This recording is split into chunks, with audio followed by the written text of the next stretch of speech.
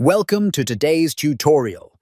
In this video, you'll learn how to stop websites from playing audio and video automatically in Microsoft Edge. If you're tired of sudden sounds or videos starting without your permission, this quick guide is just for you.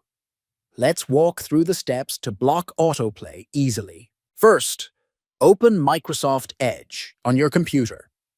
Next, click on the three dots in the upper right corner of the browser window. Then, from the drop-down list, select Settings. After that, look at the left-hand sidebar and click on Cookies and Site Permissions.